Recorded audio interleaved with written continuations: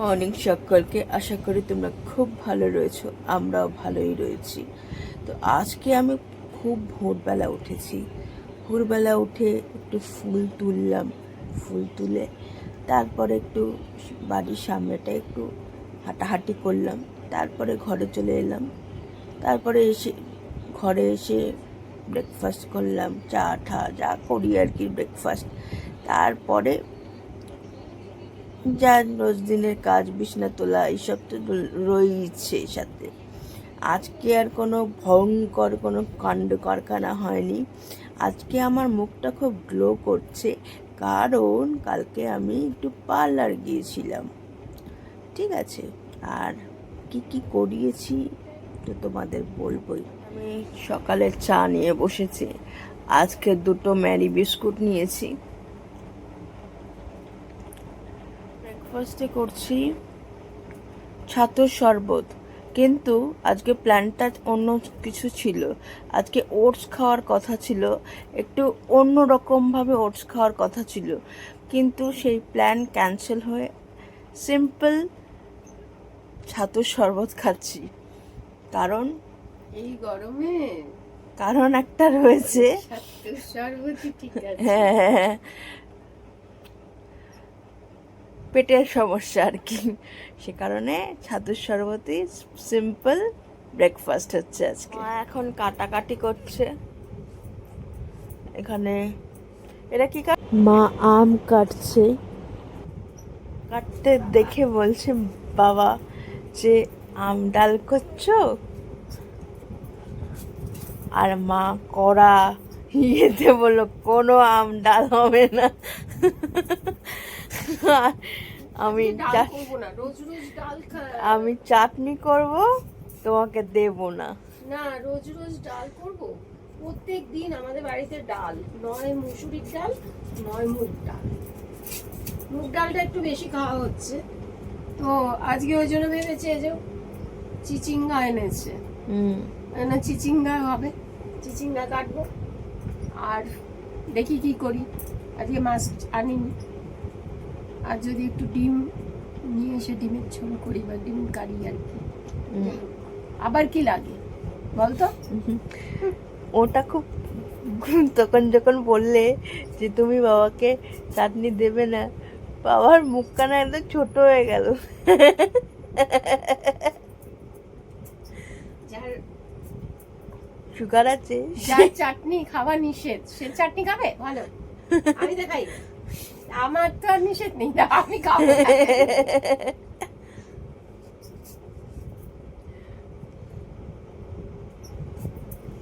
ভীষণ লোভী, খেতে হবে আগে, খাওয়ার দেব। তো এখন স্নান সেরে বৃহস্পতিবারের পুজো দিয়ে উঠলাম, এখানে ঘটও পেতেছি, এখন ঠাকুরের ভোগ দিয়ে দিয়েছি। আজকে ভাইলের বাবা একটু মিষ্টি এনেছিল বলে একটু মিষ্টি দিয়েই আর কি ভোগ দিলাম। আর এখানে এখন আর সময় নেই, বেলা হয়ে গেছে, তো সেই জন্য এখন পাঁচালিটা আর পরবো না, পাঁচালিটা রেখে দিলাম ফুল সমেত। এটা সন্ধেবেলা যখন সন্ধ্যা প্রদীপ দেব তখন পাঁচালিটা পরে নেব। মেনু ভাতের মধ্যে উচ্ছে সিদ্ধ বাবার জন্য, ডিমের ঝোল, চিচিঙ্গে ভাজা আর আমের চাটনি। এই হচ্ছে আমাদের রান্নাবান্না আজকে লাঞ্চ মেনু। এই চিচিঙ্গেটা বেশ ভালো লাগে, কালো জিরে দিয়ে করেছে, ভালো লাগে খেতে। এসে বিকেলবেলা আমি আর মা নিউল্যান্ড থেকে টোটো ধরলাম, এখন যাচ্ছি বাটা মোড়, কারণ আমাদের হচ্ছে এখন পার্লারে হচ্ছে আমাদের ডেস্টিনেশন, কারণ মুখ চোখ ঠিক করতে হবে। আর যেই পার্লারে যাচ্ছি এদের সাথে আমাদের বহু পুরনো সম্পর্ক, তো সে কারণে এই পার্লারে আমার যেতেও সুবিধা হয় আর কি। আর এদের সার্ভিসও খুব ভালো, অ্যাফোর্ডেবল প্রাইস, আর সম্পর্ক পুরনো, তো সব মিলিয়ে একদম পারফেক্ট। মাসাজ ইচ্ছা আছে, মাসাজ করানো। আমি একা আসিনি, মাও এসেছে। আমাদের সর্বরিদ্ধি অসুস্থ, সেই জন্য আমাদের পার্লারে আসতেই হয়। ওই দিদি যদি সুস্থ থাকতো তাহলে আর আসতে হতো না। তো এখন এসছি। একাই আসছিলিস তো? একাই আসতাম, বাট আমি তখন বললো যে মা বললো আমিও যাবো, তাই জন্য একসাথেই যাই। না, আসলে রাত হয়ে গেছে বলে আমি বললাম যে আমি যাব। এই যে মালিকের ছেলে বসে আছে। তো আমার ভ্রু প্লাগ কমপ্লিট। এখন ভ্রু প্লাগটা করলে না মানুষ মানুষ লাগে, তারপরেই হেয়ার উঠতে উঠতেই খারাপ লাগে। আর আপার লিপটা করে না একদম পরিষ্কার একদম। আর এখানে মা করছে, ফ্রেশ লাগে মুখটা এখন ভ্রু প্লাগের পরে। এই যে মা এখন ভ্রু প্লাগ করছে। এই দিদিটা আমাকে আগের বার করে দিয়েছিল। আর পার্লারের ইন্টেরিয়রটা বেশ সুন্দর, লুটাস।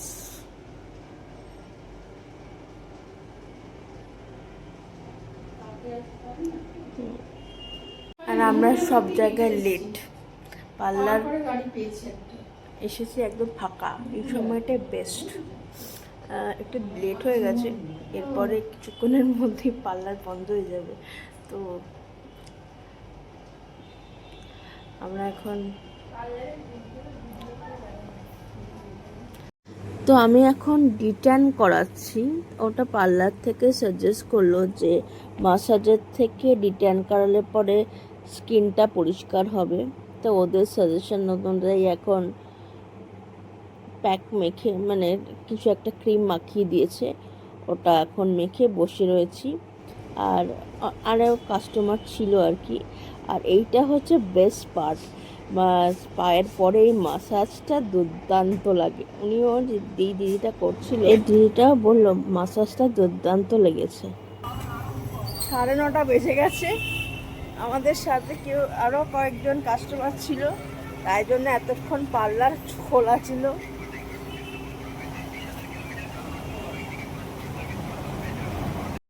বাটা মোড়ে চলে এসেছি, সামনে মা যাচ্ছে। এই যে বাটা মোড়। আর গ্রেট ইস্টার্ন বন্ধ হয়ে গেছে এখন।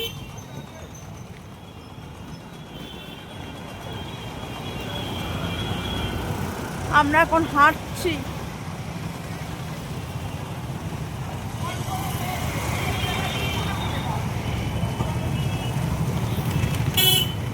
ঠিক আছে, পার্লারে কীভাবে সময় কেটে যায় বোঝাই যায় না।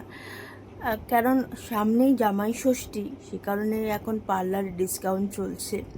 তো অনেক আমার থেকে ধরো আমার সমবয়সী অনেকে আসছেন, আমার থেকে কেউ কেউ বড়ও আসছেন। তো তাদের বাচ্চাদের কথাগুলো শুনছিলাম। এখনকার বাচ্চারা নাকি খুব ব্র্যান্ড চেনে। আমরা বড় হয়ে ব্র্যান্ডের এই জারা বা আরও ব্র্যান্ড যা যা আছে সেটার কথা জেনেছি। এখন থেকেই তারা ব্র্যান্ড কনসিয়াস আর কি, সেটাই বলছিল অনেক মায়েরা যে আমার বাচ্চা ব্র্যান্ড ছাড়া বলছে বাটার জুতো ছাড়া পরবো না। তারপরে বলছে লেন্স কাটের, এক মা বলছে আমি লেন্স কাট থেকে চশমা বানিয়েছি, আমার বাচ্চাও বলছে আমাকে লেন্স কাটেরই চশমা কিনে দিতে হবে। এগুলোই বলছিল, শুনছিলাম। তারপরে বলছে এক মা যে আমার বাচ্চাকে 1 2 লিখতে বলেছি, 1 পাতা লিখেছে, তারপরে বলছে কোনটা 3 চিনতে পারছি না। আমি তো ভয়ই পেয়ে গেলাম যে তারে যেমন পেতে ঈশানের ক্যারেক্টারটা ছিল, ওর ডিসলেক্সিয়া ছিল, যে আমার বাচ্চারও আবার সেই প্রবলেমই কিনা। আমি আবার শুনে আমি বললাম যে মা বাবার ওভার থিঙ্কিং করছে, বাচ্চার একদম বিন্দাস, কিন্তু মা বাবারা ওভার থিঙ্কিং করে মরছে। বলছে না এগুলো দুষ্টুমি, একজন বলছে না না এগুলো দুষ্টুমি, ওদের কিছু, তোমার বাচ্চা দেখবে একদম ঠিক আছে। তো এই যারা অভিজ্ঞ তারা আবার পরামর্শ দিচ্ছে, তো সব শুনছিলাম। তো কীভাবে সময়টা কেটে গেল, আর আমি বেশ মজা করছিলাম জানো তো। মানে একটা বাচ্চা থাকলে কীভাবে সময় কেটে যায়, মানে সিরিয়াসলি, মানে এখনকার বাচ্চারা এত পাকা ছোটবেলা থেকেই, মানে সোশ্যাল মিডিয়ার জন্য হতে পারে, বা সোশ্যাল মিডিয়ার জন্যে, কারণ আমাদের সময় তো এত কিছু ছিল না। আমরা ফোন অনেক বড় হয়ে পড়েছি, আর ওরা ফোন ছাড়া খাবে না, কার্টুন দেখবে, সব বাড়িতেই একই দেখি। তো এখন বাচ্চারা খুব অ্যাডভান্স, তাদের হ্যান্ডেল করারও একটা টেকনিক আছে। এইসবই শুনছিলাম। তারপর বলছে যে আমরা আমাদের মা বাবার সাথে খুব অ্যাটাচ ছিলাম, কিন্তু এখনকার বাচ্চারা কি আর অ্যাটাচ, ইমোশনালি অ্যাটাচ, এইসব কথাবার্তা হচ্ছিল। আর শুনো না, তোমাকে যে কারোর সাথে আগে থেকে পার্লারে গিয়ে আগে থেকে তার সাথে কোনো মহিলার সাথেই বলছি যে পূর্ব পরিচিত হতে হবে, ওই গল্প করতে করতে কখন তোমার সাথে পরিচয় হয়ে যায়। এটা একটা পার্লারের একটা ভালো দিক আমি বলবো। কারণ অনেক দিন পরেই তো আমি আবার পার্লারে যাওয়া শুরু করলাম, যেহেতু আমার বাড়িতেই হয়ে যেত। সেই জন্য এখন আমার পার্লারে যেতে হয় প্রত্যেক মাসে। তো সে কারণে বেশ ভালোই লাগে, সময়টা বেশ ভালোই কাটে আমার।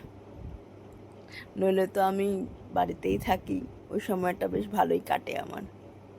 তো আজকের ভিডিওটা এখানেই এন্ড করছি। যদি আজকের ভিডিওটার কিছু তোমাদের ভালো লাগে তাহলে প্লিজ সাবস্ক্রাইব করবেন আমাদের জীবনকে। আর একটা ভিডিও নিয়ে কালকে আবার তোমাদের সাথে দেখা হচ্ছে। তো বাই বাই, সবাই ভালো থাকো।